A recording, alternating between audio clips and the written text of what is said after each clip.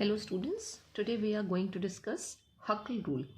We know that aromatic compounds are ring or closed chain compounds and they have delocalized pi electrons, right? But whether they are aromatic or not means all the ring compounds, if they have pi electrons, they cannot be aromatic. So just to check the aromaticity in any given compound, we follow Huckel rule. Huckel rule is just to find out the aromaticity, and that aromaticity is due to the extensive delocalization of pi electrons in planar ring system. और जो Huckel rule है वो आपको यही बताएगा कि अगर कोई एक कंपाउंड दे रखा है जो देखने में भले ही एरोमेटिक कंपाउंड जैसा लगे हमको कि एक रिंग है और उसके अंदर डीलोकलाइज पाई इलेक्ट्रॉन है, लेकिन वो एक्चुअली एरोमेटिक है या नहीं, उसमें पूरी एक एरोमेटिक कंपाउंड्स की प्रॉपर्टीज आएंगी या नहीं, या वो एरोमेटिसिटी को पूरी तरह से फुलफिल कर रहा है या नहीं, उसको हम हकल रूल अप्लाई करके चेक कर सकते हैं. तो हकल रूल बेसिकली क्या एस्टिमेट करता है कि वेदर अ प्लेनर रिंग मॉलिक्यूल, जो भी हमको एक प्लेनर रिंग मॉलिक्यूल दे रखा है, विल हैव एरोमेटिक प्रॉपर्टीज और नॉट, राइट. ये आएगा हकल रूल. अब ये रूल क्या कहता है? According to this rule all aromatic compounds, ठीक है, एरोमेटिक कंपाउंड्स की बात कर रहे हैं, मतलब रिंग होना चाहिए और डीलोकलाइज पाई इलेक्ट्रॉन्स होना चाहिए. और अगर कुछ इस तरह का सिस्टम है और उसमें अगर हमने पाई इलेक्ट्रॉन के बेसिस पर अगर हम n की वैल्यू कैलकुलेट कर रहे हैं और n अगर एक होल नंबर आ रहा है, तो इसका मतलब जो कंपाउंड हमको दे रखा है वो एरोमेटिक होगा. दोबारा से इस रूल को हम रीड करते हैं कि according to this rule all aromatic compounds must have 4n + 2 pi electrons होने चाहिए, where n is an integer या होल नंबर हो. It can be 0, 1, 2, 3, 4 and so on, कोई भी नंबर हो सकता है. और n की वैल्यू अगर होल नंबर में आ रही है तो कंपाउंड के अंदर अनयूजुअल स्टेबिलिटी होगी. मीन्स जो कंपाउंड होगा वो हाईली स्टेबल होगा. और स्टेबिलिटी आएगी क्यों? Just because of the delocalization of pi electron. जो हकल रूल है ये सिर्फ एरोमेटिक कंपाउंड के लिए ही एप्लीकेबल है, नॉन एरोमेटिक कंपाउंड के लिए, राइट. भले ही वो साइक्लिक हो, प्लेनर इन नेचर हो, लेकिन अगर वो नॉन एरोमेटिक कंपाउंड्स हैं तो ये एप्लीकेबल नहीं होता है. किस तरह से इसको हम अप्लाई करके देखते हैं. और सबसे पहले हम बेंजीन को लेते हैं. वी नो कि बेंजीन एक एरोमेटिक हाइड्रोकार्बन है और बेंजीन का जब हम स्ट्रक्चर ड्रॉ करते हैं तो 6 कार्बन आते हैं हेक्सागोनल रिंग के फॉर्म में और ऑल्टरनेट ये पाई बॉन्ड या पाई इलेक्ट्रॉन्स प्रेजेंट होते हैं. अब हमें इसकी वी नो कि ये एरोमेटिक है, बट स्टिल हम हकल रूल अप्लाई करके देखेंगे कि एज पर हकल रूल इसके ऊपर हकल रूल अप्लाई हो रहा है, हकल रूल को बेंजीन फॉलो कर रही है या नहीं. तो हमें कौन सा रूल अप्लाई करना है? 4n + 2 पाई इलेक्ट्रॉन चेक करना है, राइट. तो बेंजीन में कितने पाई इलेक्ट्रॉन्स हैं? अगर डबल बॉन्ड होती है, इसका मतलब क्या होता है? डबल बॉन्ड मीन्स एक सिग्मा और एक पाई बॉन्ड, और यहाँ पे 1, 2 और 3 डबल बॉन्ड प्रेजेंट हैं. और एक सिंगल जब पाई बॉन्ड की हम बात करते हैं तो उसमें 2 इलेक्ट्रॉन प्रेजेंट होते हैं. तो यहाँ टोटल 3 बॉन्ड है. इसका मतलब इलेक्ट्रॉन कितने हुए? 6 इलेक्ट्रॉन. तो 4n + 2 = 6 हो गया. अभी हमें यहाँ पे क्या करना है? n की वैल्यू को फाइंड आउट करना है. तो इसको हम और कैसे लिख सकते हैं? 4n = 6 - 2. और क्या हो जाएगा ये? 4n = 4 और n = 4/4 और 1. तो n की वैल्यू एक होल नंबर आ रही है, तो जो बेंजीन है वो क्या होगा? एक एरोमेटिक कंपाउंड है. तो हकल रूल एरोमेटिसिटी को चेक करने के लिए ही यूज करते हैं. एक कंपाउंड हम और लेते हैं. बॉन्ड लाइन स्ट्रक्चर बना रहे हैं हम. ये इस तरह से अगर हमने ट्रायंगल बनाया तो ये 3 कार्बन को रिप्रेजेंट कर रहा है. एक डबल बॉन्ड यहाँ लगा दी और ये पॉजिटिव चार्ज है. तो पॉजिटिव चार्ज लगाने से कैटायन बन गया. 3 कार्बन है तो साइक्लो, अगर डबल बॉन्ड ना होती तो साइक्लोप्रोपेन होता, लेकिन अभी यहाँ पे डबल बॉन्ड प्रेजेंट है तो कंपाउंड का नाम क्या हो जाएगा? साइक्लिक स्ट्रक्चर है, इसलिए हम साइक्लो यूज कर रहे हैं. और प्रोपिनेल कैटायन.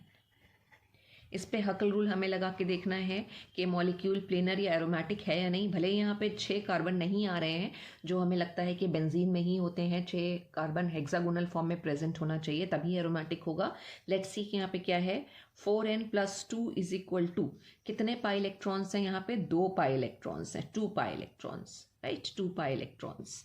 इसको अब हम जब सॉल्व करेंगे n की वैल्यू निकालने के लिए तो ये क्या हो जाएगा? 4n = तो इट विल बी 2 - 2 और n इज इक्वल टू 0/4 और n इज इक्वल टू क्या हो जाएगा 0। तो n की वैल्यू 0 आ रही है, ठीक है। तो n की वैल्यू अगर 0 आ रही है, फ्रैक्शन में नहीं है, नेगेटिव में नहीं है, तो कंपाउंड जो है वो एरोमेटिक प्रॉपर्टी शो करेगा। तो साइक्लोप्रोपेनिल कैटायन जो है वो प्लेनर भी होगा और साथ ही साथ वो एरोमेटिक प्रॉपर्टीज भी शो कर रहा होगा। एक कैटायन किया है, एक एनायन का एग्जाम्पल ले लेते हैं।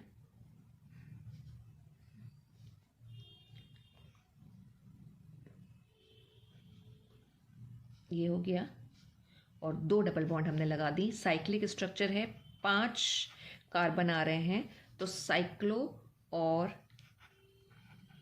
पेंटा डायनिल, 2 डबल बॉन्ड हैं तो डायनिल, और इसको हमें एनायन बनाना है। हम यहाँ पे लोन पेयर, रिंग के अंदर लोन पेयर रख के नेगेटिव चार्ज रख रहे हैं, राइट। तो पेंटा डायनिल क्या बन गया, ये एनायन बन गया, राइट। अभी यहाँ पे हमें निकालना है, तो देखिए अभी यहाँ पे 2 डबल बॉन्ड्स हैं और एक लोन पेयर भी है, ठीक है ना। अगर आप देखोगे तो कॉन्जुगेशन में नजर आएगा किस तरह से, double bond single bond, double bond single bond और जो पाई इलेक्ट्रॉन है।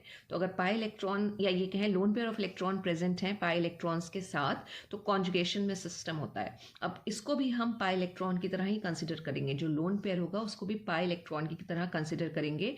और हमारे पास कितने पाई इलेक्ट्रॉन्स हो जाएंगे, 4n + 2 is equal to 2 to 4 और 2 6 पाई इलेक्ट्रॉन्स हैं सिस्टम के अंदर, राइट। और अब हमें यहाँ पे n की वैल्यू कैलकुलेट करनी है, तो n की वैल्यू कितनी हो जाएगी, और हम लिख सकते हैं 4n इज इक्वल टू 6 - 2 और n की वैल्यू कितनी आ जाएगी, 1 आ जाएगी इस केस में। तो अगेन साइक्लोपेंटाडाइनिल एनायन भी क्या आ रहा है, एक एरोमेटिक कंपाउंड आ रहा है, प्लेनर होगा, एरोमेटिक होगा। क्यों, क्योंकि n की वैल्यू जो है वो एक होल नंबर में आ रही है।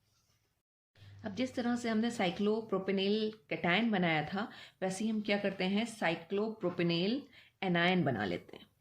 एनायन बनाने के लिए सिंपली क्या करना होगा, ये डबल बॉन्ड लगाई और यहाँ पे लोन पेयर और नेगेटिव चार्ज आ गया, ये हो गया साइक्लोप्रोपेनिल और एनायन बना लिया। अब इसमें हमें एरोमेटिसिटी चेक करनी है। 4n + 2 इज इक्वल टू कितने पाई इलेक्ट्रॉन होंगे, just now I told you कि अगर लोन पेयर प्रेजेंट है तो भी पाई इलेक्ट्रॉन की तरह कंसिडर होगा। कितने पाई इलेक्ट्रॉन्स आ रहे हैं, 4 पाई इलेक्ट्रॉन्स आ रहे हैं, राइट। अब इसमें आपको निकालनी है n की वैल्यू, तो ये क्या हो जाएगी, 4n इज इक्वल टू 4 - 2, और हम इसको क्या लिख सकते हैं, 4n इज इक्वल टू ये आ जाएगा 2, और n की वैल्यू देखिए हम निकालेंगे तो क्या आएगी, 2/4, और 2/4 को हम सॉल्व करेंगे तो कितना आ रहा है, 1/2 आ रहा है या फिर 0.5। अब जो n की वैल्यू आ रही है वो 0.5 है, राइट। अगर 0.5 आ रही है, फ्रैक्शन में अगर वैल्यू आ रही है, तो उसको हम बोलेंगे दिस इज नॉट एरोमेटिक या नॉन एरोमेटिक कंपाउंड होगा, दिस इज नॉट एरोमेटिक। और जितने हमने स्टार्टिंग में निकाले थे वो सारे के सारे क्या हैं, aromatic. This one is also aromatic, aromatic. और अब हमें एक मिला है जो कैसा है, नॉन एरोमेटिक है। क्यों, क्योंकि n की वैल्यू किस में जा रही है, फ्रैक्शन में जा रही है। Let's do one more example, last example, कि नॉन एरोमेटिक कंपाउंड होगा। एक लास्ट एग्जाम्पल हमने लिया है फ्यूरान का, फ्यूरान, राइट। ये 5 मेंबर्स की हेट्रोसाइक्लिक रिंग है। हेट्रोसाइक्लिक इसलिए बोल रहे हैं कि 1 2 3 4 4 कार्बन है, लेकिन जो 5th एटम है वो ऑक्सीजन है। तो एक होमोसाइक्लिक रिंग नहीं है, ये हेट्रोसाइक्लिक रिंग है। रिंग में एक दूसरा एटम भी आ गया है, ऑक्सीजन। अभी हमें इस पर 4n + 2 रूल अप्लाई करना है या हकल रूल अप्लाई करना है। तो देखिए अभी ऑक्सीजन के पास लोन पेयर है, एक रिंग के अंदर आ रहा है, एक रिंग के बाहर आ रहा है। अगर ऐसी कंडीशन है तब आप क्या करोगे, तब आप सिर्फ जो रिंग के अंदर वाले इलेक्ट्रॉन्स हैं उन्हीं को ही कंसिडर करेंगे, रिंग के बाहर नहीं। रिंग के अंदर वाले ही कॉन्जुगेशन में आएंगे, तो कितने पाई इलेक्ट्रॉन्स हो जाएंगे, 2 to 4 और 2 6। तो 4n + 2 इज इक्वल टू कितना हो जाएगा, 6 हो जाएगा। और n की वैल्यू इस केस में क्या निकलेगी, 1। तो अगेन फ्यूरान हमारा क्या होगा, प्लेनर एंड एरोमेटिक कंपाउंड आएगा। ये भी एक एरोमेटिक कंपाउंड है। तो हकल रूल हम किस लिए यूज़ कर रहे हैं, हकल रूल हम ये चेक करने के लिए अप्लाई कर रहे हैं, यूज़ कर रहे हैं कि अगर हमें कोई कंपाउंड दे रखा है तो हमें उसमें एरोमेटिसिटी फाइंड आउट करनी है कि whether the given compound is aromatic और not. Thank you so much students.